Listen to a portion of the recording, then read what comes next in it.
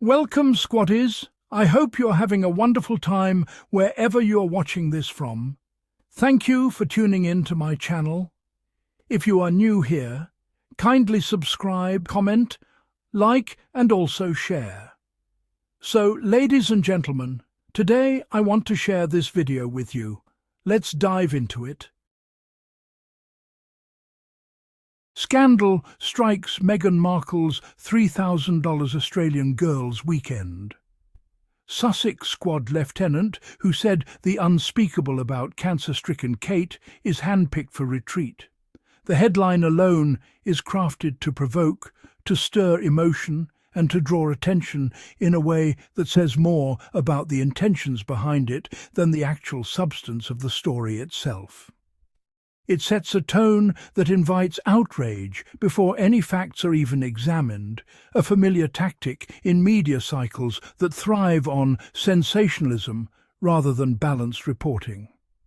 The framing is deliberate, positioning Meghan Markle once again at the centre of controversy, while simultaneously invoking sympathy for another figure, creating a narrative that is emotionally charged and divisive from the outset.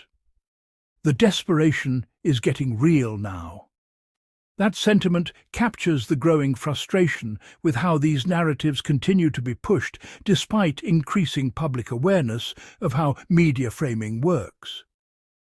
There is a noticeable pattern, one that has been repeated over the years, where moments that should be neutral or even positive are reframed into something contentious.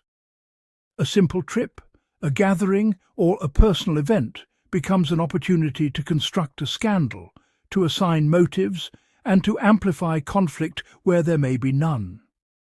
The repetition of this approach has not gone unnoticed, and the reaction it provokes speaks to a broader shift in how audiences engage with media. Daily Mail, have you checked the awful things William and Kate fans say about Meghan and her children? This question highlights a perceived imbalance, a double standard that many observers have pointed out repeatedly.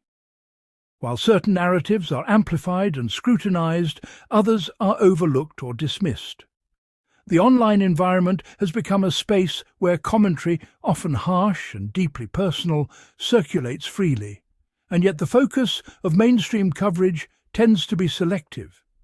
By raising this question, the script draws attention to the asymmetry in accountability and the selective outrage that characterizes much of the discourse.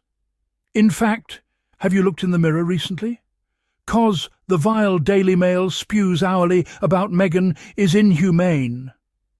This line speaks to the intensity of the criticism directed at the publication itself. It reflects a growing sentiment that the coverage has crossed from critique into something more relentless and, as described here, inhumane. The word hourly emphasizes the perceived frequency and persistence of these narratives, suggesting that they are not isolated incidents, but part of a continuous cycle. In the broader context, this raises questions about editorial responsibility, the impact of repeated negative framing, and the ethical considerations of media practices. Y'all want to isolate Meghan so bad it's obvious, but we won't allow it. This statement captures a sense of resistance, a refusal to accept the narratives being presented without challenge. It reflects the role of online communities in shaping counter-narratives and in pushing back against what they see as unfair or biased reporting. The idea of isolation is significant, as it suggests not just criticism, but an attempt to marginalize or diminish a public figure through sustained negative coverage.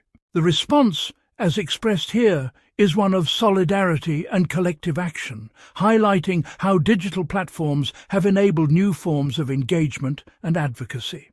The Australian trip has you all shook to the core that y'all are doing the most at trying to sabotage it.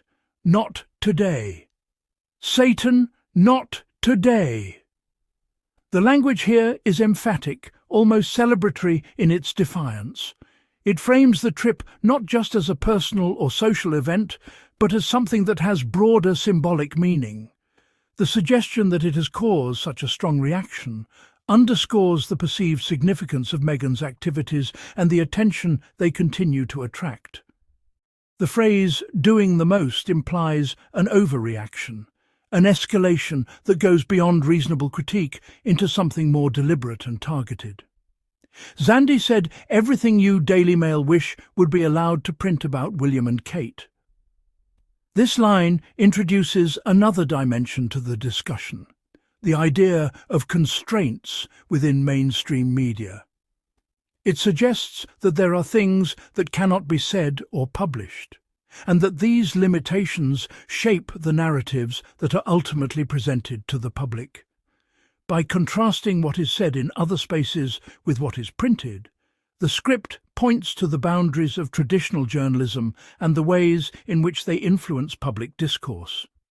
You know the truth, you just aren't allowed to print it. This continuation reinforces that theme, emphasizing the gap between perceived reality and published narratives. It raises questions about editorial choices, about what is deemed acceptable for publication, and about the factors that influence those decisions.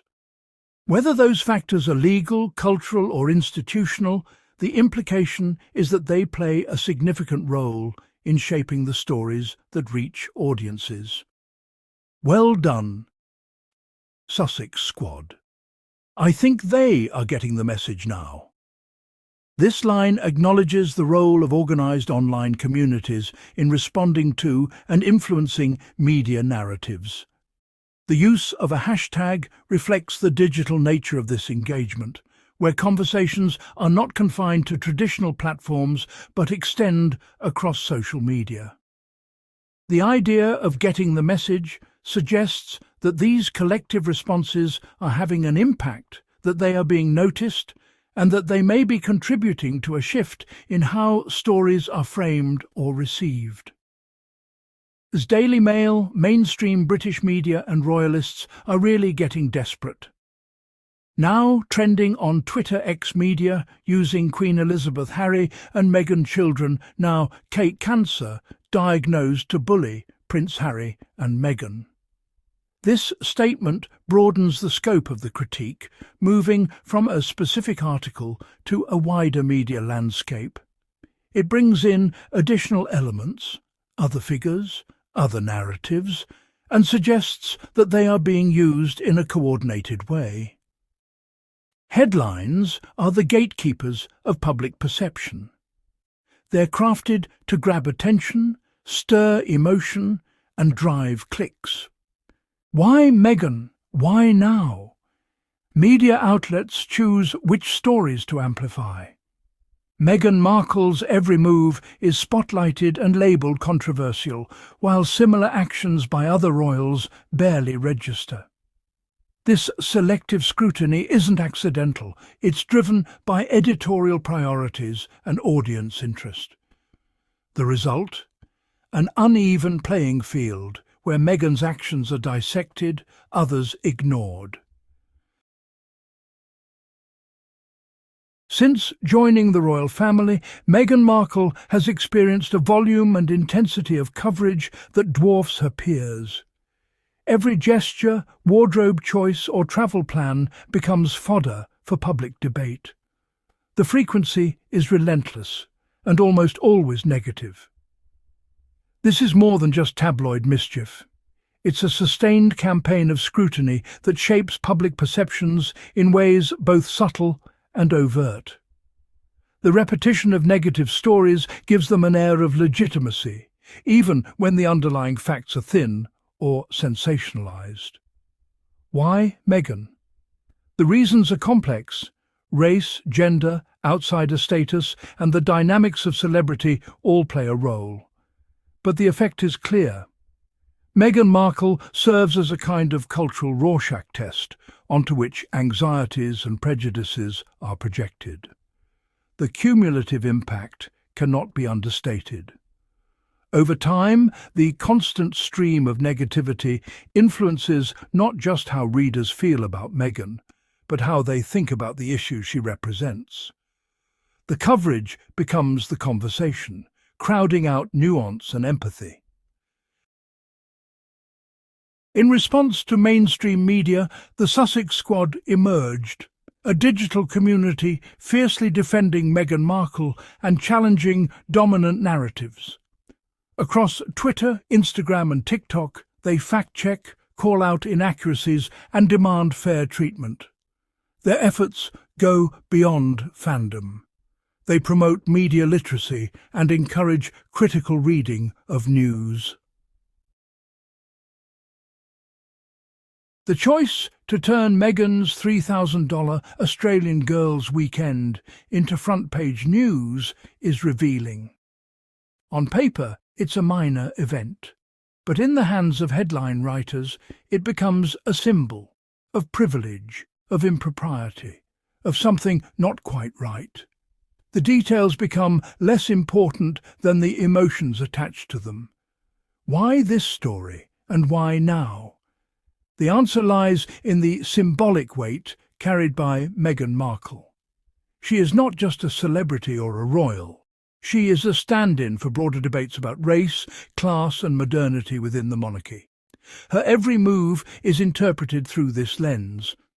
The scandal is less about what actually happened and more about what it represents. The media, perhaps unconsciously, taps into a well of suspicion and discontent, using Meghan as a lightning rod for anxieties far beyond her control. The pattern is familiar, but no less damaging for its predictability. Small acts are magnified, and private moments are made public, all in service of a narrative that demands controversy at any cost. For all the noise generated by scandalous headlines, there is often much left unsaid. Context is sacrifice for drama. Details that might humanize or explain are dropped in favor of those that provoke.